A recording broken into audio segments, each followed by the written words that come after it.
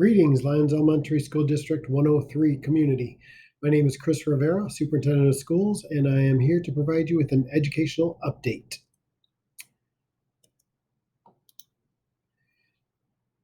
The objectives of this presentation are to show appreciation for parents and staff for their flexibility and performance in the remote learning environment. 2, to provide a framework of the learning environments moving forward. 3, to update the community on the safety procedures for the district. 4, introduce an important survey via Skyward. And 5, to review the safety protocols. Successes of remote learning. We became a one-to-one school district via Chromebooks for all students and teachers. We have enhanced the skills in the following areas: Google Suite, which includes Google Classroom, Google Meets, Google Slides, Docs, Forms, and many other Google applications. Our software programs also, our skills in our software programs have also increased with SmartyAnts, Achieve 3000, Pear Deck, and many others. The parent-teacher involvement has increased, and the bond between the schools and the families has strengthened. It has been very interesting throughout this year to be involved in conversations with parents and teachers about how much they admire one another and have a respect for what each other does, and the amount of communication between teachers and parents has really increased, and I think that's been a very positive experience for both sides. Yet we sure would like to get back to normal. So I do empathize with all of you, and I do commend you all for the work you've done with each other during this time frame. Communication avenues have increased with the use of technology. Our newsletter, flyers, Facebook, Classroom, Dojo, Remind, and the district website have been used quite a bit during this time period. The amount of progress we've made with our technology abilities and our technology resource and infrastructures in less than 1 year would have easily taken us 3 to 4 years to do under normal circumstances. So I do want to celebrate the fact that we did get some benefits out of this pandemic time. So how did we get to standardized testing? This is an interesting dialogue between the federal government and the changes that took place, and then on to the states and to us. So in December, there was very strong sentiment of waiving standardized testing being discussed by the federal government. In January, nearly 700 superintendents across the state of Illinois signed a letter requesting that testing be waived to the federal government. We were not sure whether to begin planning for testing, as the COVID positivity rates were extremely high, upwards of 20 to 25% in early January. Not long later, February 23rd, we finally received official notice that we will have to administer the tests they would have to be done in person. During this time, we were working with the unions on how to plan to return to in-person learning under a blended learning model. The opportunity to vaccinate staff then also became a possibility in January. And now we are working to develop safety plans, schedules, and planning for staffing of the federal standardized tests. So as you can see, there was a decent amount of time, upwards of 2 months, where we were uncertain whether we should be preparing for blended learning or the state standardized testing. And at times, please consider that the positivity rates were extremely high and then fell drastically late January to mid-February. So things changed, and the vaccination became a discussion point as we were moving. So the state testing that we will have to, actually it's federal testing, but we're administered at the state level, that we are going to have to administer are here labeled. We have the IAR testing, which is the Illinois Assessment of Readiness for Math and English Language Arts Skills. That is federally required. It is required to be done in person, and it is for grades 3 through 8. And the testing window is April 19th through May 14th for Lions. The Illinois Science Assessment is also federally required and in person, and it is for grades 8 and 5 only. The testing window is the same as IAR of April 19th through May 14th. Access testing is for English language learner students, of which 30% of our population falls into this category. It is federally required. It is required to be done in person, and there are listening, speaking, and writing portions of this. Excuse me. Um, this test is particularly cumbersome and very difficult to administer.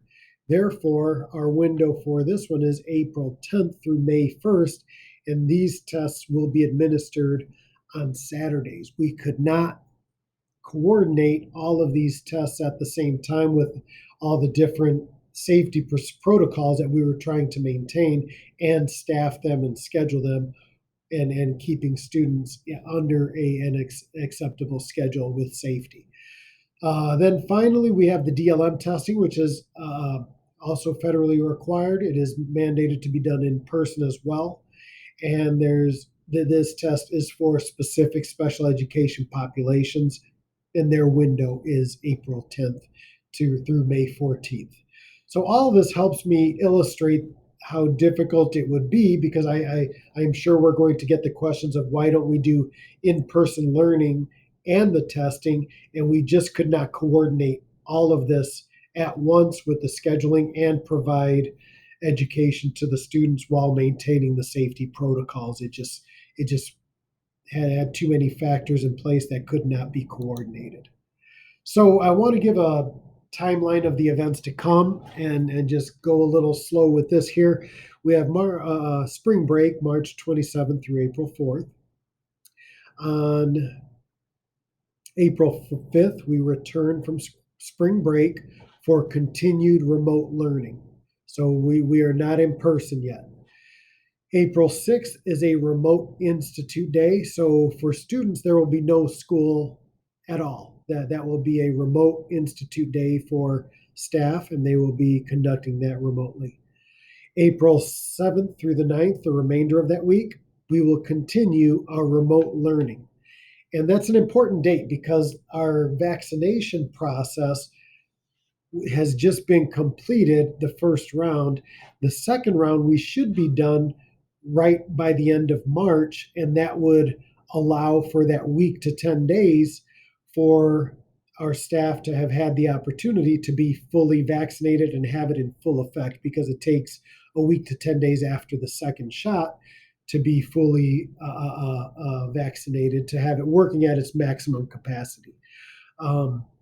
So then on Saturday, that begins the access testing, which is our first form of any in-person, on-site administration of the test. But that's a little tricky because the next week we will still continue remote learning for students that entire week. So it's just that Saturday where we would have some on-site testing happening. This next week, we will continue remote learning for students, but staff will be on site. So the staff will return on the 12th, and that will be a remote planning day for staff. No school in any form for students on the 12th. The rest of that week will continue remote learning, but the staff will be back. The purpose of that is so that we can test technology, coordinate, set up rooms, and just basic preparation and getting reacclimated to being back in the buildings. April 19th through May 14th, we will be administering on-site testing. There will be a schedule communicated out by the buildings. We're working on that at the building sites. And so when a student is being administered the test, they will be on site, but the learning aside from that will continue to be remote. We could not coordinate it, as I said earlier, to do both at the same time. I mean, we all wanted to be in as much as possible, but it was just too difficult with maintaining safety protocols. May 17th through the 21st is the last week of school. There's a lot of discussion that still has to take place regarding that last week and what that will look like. So we will communicate that out once we finalize those plans. But the main thing we will have to do that week is to definitely collect resources, and we'll try to plan some SEL, which is social emotional learning focused activities for students and staff to partake in. And then the last day of school is May 24th, and that will be with on-site remote slash asynchronous activities. Again, that this all could change a little bit because we still have plans to finalize, but I did want to communicate at least somewhat of a vision of where we plan to go. So please consider this somewhat of a draft, because some things could change depending as on what we learn as we continue to move forward.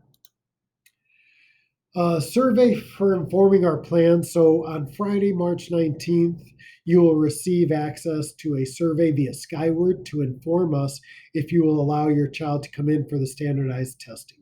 While the testing is not optional, we are aware that some individuals may refuse.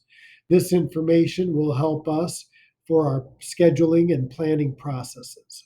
If you elect not to send your child, it will be as if your child is absent, and there will be no work for your child during this time, and that the tests will be administered.